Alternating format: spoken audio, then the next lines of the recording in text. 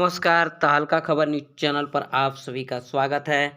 JSSC नियमावली में स्थानीयता व भाषाई आरक्षण पर हाई कोर्ट ने सरकार से मांगा जवाब। हाई कोर्ट ने संशोधित नियमावली पर स्थिति स्पष्ट करने को कहा। भर्ती में स्थानीयता व भाषाई आरक्षण पर मांगा जवाब।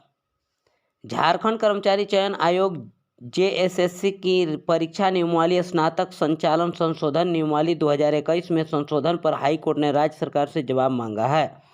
अदालत ने सरकार से पूछा है कि किन परिस्थितियों में भाषा और स्थानीयता पर संशोधन किया गया है। अदालत ने इससे संबंधित सभी फाइल कोर्ट में पेश करने को कहा है, साथ ही पूरे मामले में स्थिति स्पष्ट करने को कहा है।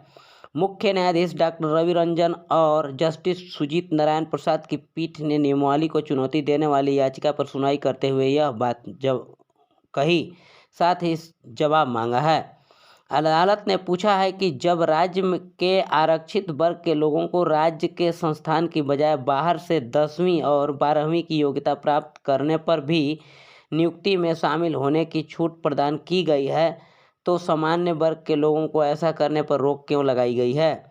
आखिर नई नियुक्ति में भाषा के पेपर से हिंदी और अंग्रेजी को क्यों हटा दिया गया है? क्या राज्य में हिंदी बोलने वालों की संख्या नहीं है? कोर्ट ने पूछा है कि क्या उर्दू, बंगाली और उड़िया भाषा बोलने वाले ज़्यादा हैं? इस पर भी सरकार विस्तृत जवाब दे। कोर्ट ने कहा है कि इस नियमावली से होने वाली नियुक्तियां इस मामले के अंतिम आदेश से प्रभावित होंगी। कोर्ट ने सरकार और जेएसएससी को नियुक्ति के लिए प्रकाशित किए जाने वाले सभी विज्ञापनों में इसे अंकित करने का निर्देश दिया है। अदालत ने सभी बिंदुओं पर सरकार को 21 दिसंबर तक जवाब दाखिल करने का निर्देश दिया है। सुनवाई के दौरान अदालत ने जेएसएससी के अधिवक्ता संजय पिपरवाल और प्रिंस कुमार सिंह से पूछा कि क्या राज्य के फॉरेंसिक लैब में होने वाली नियुक्ति को इस वजह से रद्द किया गया है। उनकी ओर से उसकी अस्पष्ट जानकारी होने से इनकार करने के बाद कोर्ट ने उनसे इस बिंदु पर भी जवाब मांगा। इस संबंध में कुशल कुमार और रमेश हांसदा की ओर से हाई कोर्ट में याचिका दाखिल की गई है। याचिका में कहा गया है कि राज्य सरकार की ओर से जेएसएससी की नियुक्ति नियमावली में संशोधन में यह कहा गया है कि वैसे अभ्यर्थी ही नियुक्ति के लिए योग्य होंगे जिन्होंने राज्य के संस्थान से 10वीं और 12वीं की योग्यता प्राप्त की हो। गलत है। इसमें राज्य के संस्थानों से 10वीं और +2 की योग्यता वाले अभ्यर्थियों को ही परीक्षा में शामिल होने की अनिवार्यता रखी गई है। इसके अलावा 14 स्थानीय भाषाओं में से हिंदी और अंग्रेजी को बाहर कर दिया गया है, जबकि उर्दू, बंगाला और उड़िया सहित 12 अन्य स्थानीय भाषाओं को रखा गया है। समानता के हक का उल्लंघन। याचिका में कहा गया है कि नई नियमावली में राज्य के संस्थानों से ही 10वीं और 12वीं की परीक्षा पास करने की अनिवार्य जो किया गया है, संविधान की मूल भावना और समानता के अधिकार का उल्लंघन है।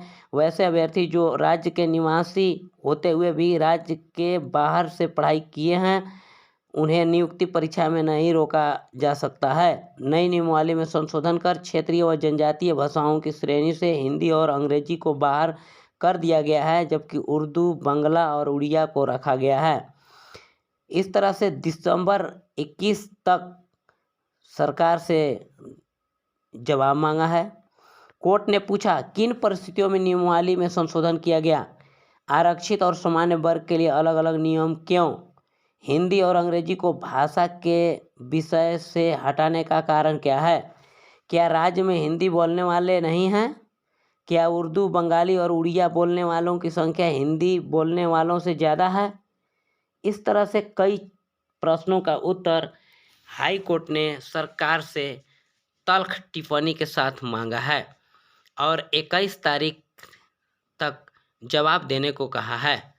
और साथ ही जेएसएससी के नई नियुक्ति नियमावली में जो वर्णित कंडिका है, उसके तहत यदि किसी भी तरह का विज्ञापन निकलता है और बहाली होती है, तो जो याचिका दाखिल की गई है उसका अंतिम निर्णय तक उन सभी नियुक्तियों में प्रभावी रहेगा और इसका असर उन नियुक्तियों पर भी पड़ेगा।